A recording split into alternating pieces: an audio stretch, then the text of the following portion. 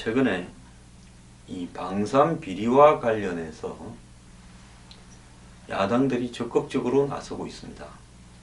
집안 싸움에 정신이 없다가 겨우 봉합을 해서 미봉이죠. 미봉을 해서 입을 다물고 있는 새누리당보다 이 부분에 있어서 야당들이 더 잘한다고 칭찬하고 싶습니다.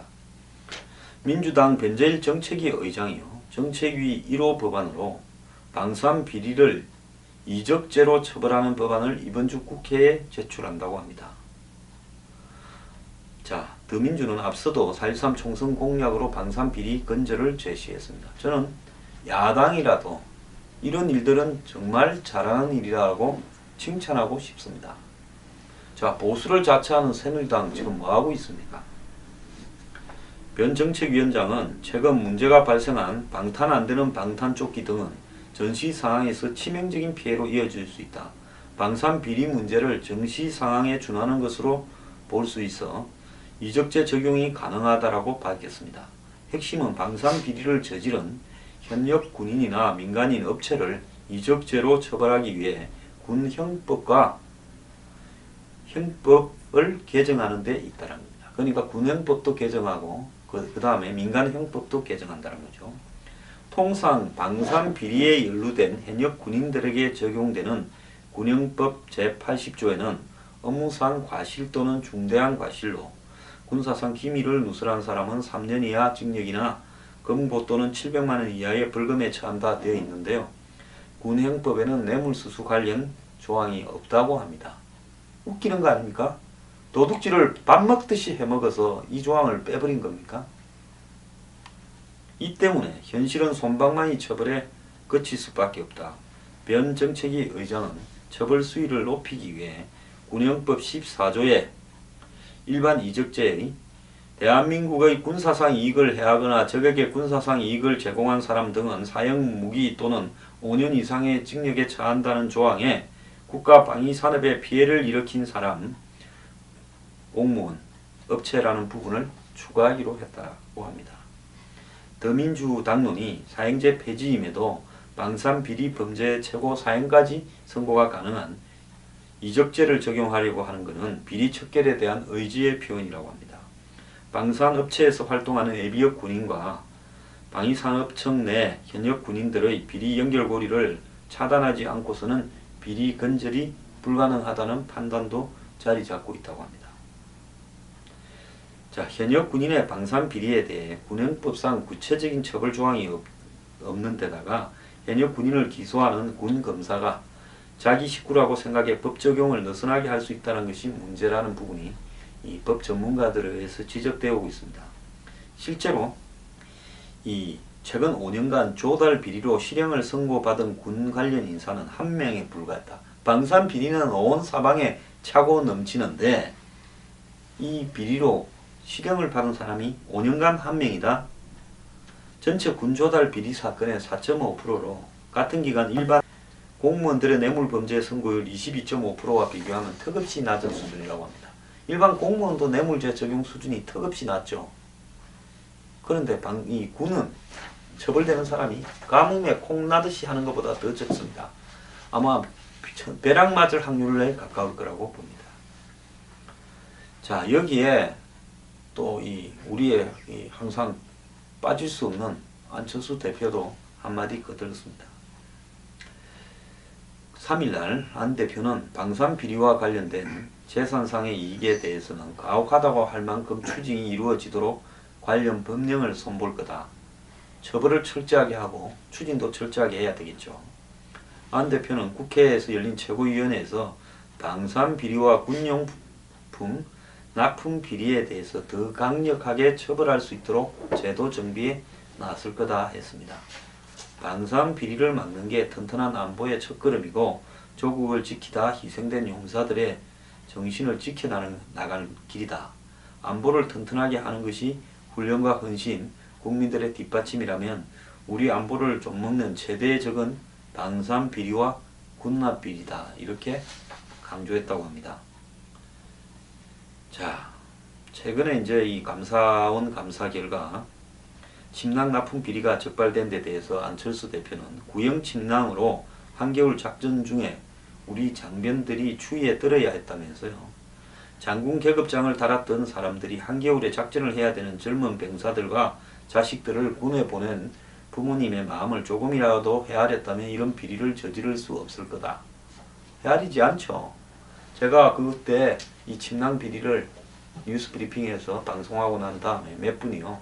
자신들이 군에 있을 때 이리저리 텐트를 작전 때 빌리러 다니고 했던 이야기들도 점검 나오면 또 텐트 숫자 맞춘다고 옆 부대에서 빌리고 이런 것들을 댓글로 달았습니다. 자, 안 대표는 과로로 순지인 40대 육군 상사 관련 재판에서 과로 원인 중 하나로 대대장 이짐식이 지적됐다. 대대장 이짐식, 대대장이면 뭐 중령입니까? 그 대대장 이짐식에 준비한다고 과로로 상사가 숨집니까? 작전과 훈련에서 강군이 나오는 것이지 의정과 예우에서 장군이 길러지는 게 아니다라는 말도 했는데요. 안철수 대표 올바른 이야기 했다고 봅니다. 저는 야당이요. 정말로 잘하고 있다고 보고 있습니다. 솔직히 한국의 안보를 중시하는 것은 보수다라고 이야기하는데요. 군과 그 보수 진영에서 이런 부분에 대한 목소리를 높이지 못하는 한계가 있었다는 것도 저는 솔직히 인정을 합니다. 군 내부에서는 절대로 방산 비리에 대해서 자정을 하는 부분이 불가능합니다.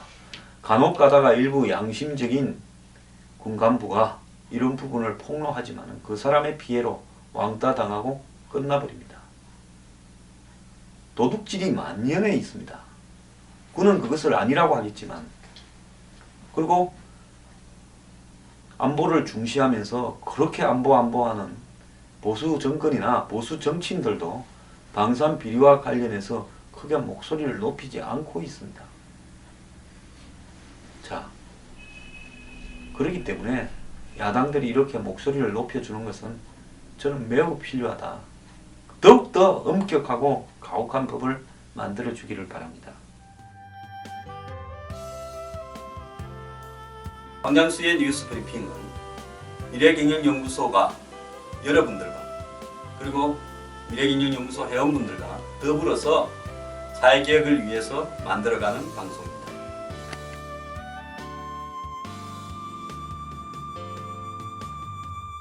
전번에 그 침낭 같은 경우에 두 업체가 군 고위 간부들한테 로비전을 벌리다가 사업이 무산이 되면서 37만 명의 장병이 30년이 넘는 침낭을 쓰게 됐다는 겁니다. 근데 무산 안 되고 공급이 되었어도요. 30년이 넘은 침낭과 비슷한 수준이 공급됐을 겁니다. 도둑질 다 해먹고 제대로 된 침낭이 공급이 됐겠습니까? 자, 백년생활관 현대화 사업이라고 아까 말씀드린 내무반을 좀 이렇게 고쳐서 2층 침대를 올리는 부분도 10년간 6조 8천억이 투입됐는데 2조 6천억 더 내놔라고 있습니다.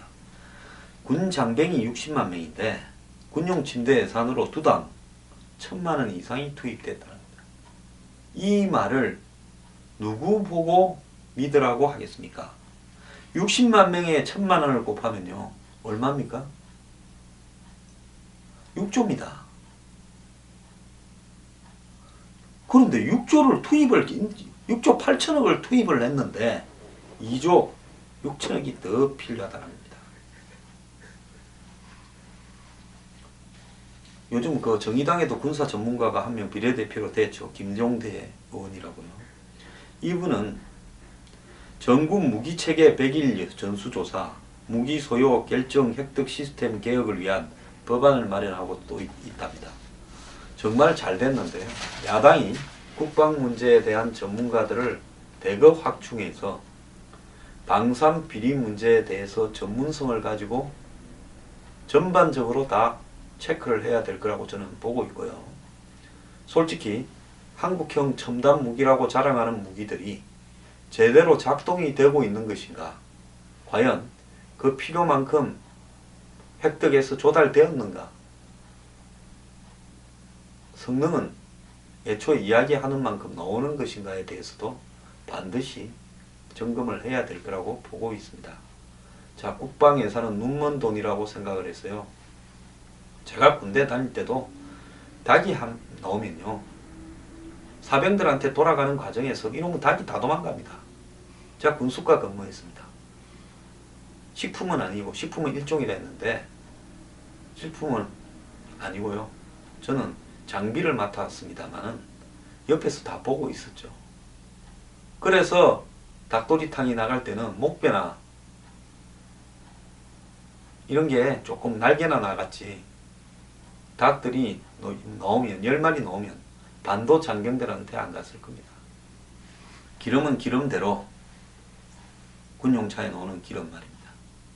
부속은 부속대로, 대금은 대금대로 쭉 많이 빠져나갔습니다. 자, 과거에 정말로 군의 월급이나 처우가 열악해서 그렇다 칩시다. 아직도 넉넉하진 않지만 과거보다는 훨씬 좋아졌습니다. 그럼에도 불구하고 방산 비리가 이렇게 근절되고 있는 것은요, 그야말로 군이라는 부분에는 다 아무도 간섭하지 마라, 노타치다, 국가 방위에 관한 부분이니까 이 부분과 관련해서 이러쿵 저러쿵 따지지도 말고 묻지도 말라고 만들어 놓고 도둑질을 아주 내놓고 헤쳐먹고 있는 겁니다. 자, 이런 부분에 대해서요, 한국 군 내부에서 이토록 양심적인 인물이 없어서 이 문제를 전면 개선해야 된다라고 말하는 참모총장 한 명이 없어서 오늘날까지 이 짓을 거듭하고 있는 겁니다. 저는 야당이요, 이 군 내무관 현대화 사업과 관련해서 그 돈이 다 어디로 갔는지 전면 감사에 착수해 주기를 부탁드립니다. 현충일 날을 맞이해서요, 이렇게 해야만이 우리가 북한으로부터 우리를 지킬 수가 있는 겁니다. 자, 트럼프가 한국 돈 많다, 너네들 왜 너희 나라 지키는데 나가 있는 우리 군의 비용을 일부만 부담하고 있느냐, 너희들 돈 많지 않냐라고 이야기하는 부분에서요, 이렇게 빼먹는데 미군이 봤을 때, 미국 국방부 관계자들이 봤을 때, 미국 정치인이 봤을 때 뭐라고 이야기하겠습니까? 저거는 저거 나라 군대에 대부분의 돈을 다 쓰면서 그 돈을 도둑질 다 해먹는데, 왜 거기 나가 너가 지키주로 나가 있는 우리 군대에 비용도 너가 조금 되면서 9,300억 되고 있지 않습니까? 자, 일부죠. 그렇게 도둑질 해먹을 바에야 우리나 좀 주라, 우리도 요즘 어렵다 라고 하는 말이 뭐가 틀린 겁니까? 제가 그래서요, 전에 이야기했지 않습니까? 한 10만 명만 정예 자원병으로 월급 150에서 한 200 주고요, 유지하고요, 10만 명을 갖다가 200만 원씩 준다면 얼마입니까? 2천억 아닙니까? 그러면 한 달에 2천억, 그럼 1년이면 얼마입니까? 2조 4천억일 거 아닙니까? 그렇게 하고 미군한테 한 20조 줘서 한국 방어 좀 해달라, 좀 웃기는 이야기지만 현실적으로 이렇게 도둑질을 해먹는 것보다 그게 낫지 않겠습니까? 현충일을 맞이해서요, 방위가 무산되었을 때 임진왜란 때 우리가 당한 거 보셨죠? 한일합방 때 당한 거 보셨죠? 자, 우리 일본 욕하는데요, 일본 욕할 자격이 있습니까?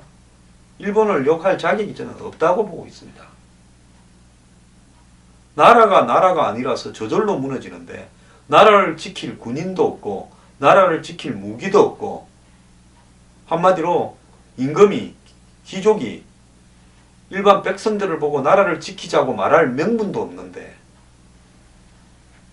착취하고 수탈만 하고 부패가 온 사방에 만연하고 장부에만 군인이 있는데, 양반이나 귀족들은 다 군대 안 가는데 없는 백성들 보고 군대 안 가려면 포로 내놓거나 쌀로 내놔라 그러고, 근데 나라를 누가 지키겠습니까? 지금 대한민국 군대가 당나라 군대처럼 돼가는 거 아닙니까? 나라는 지킬만 할 때 지키는 겁니다. 군 부패를 청산하길 바랍니다.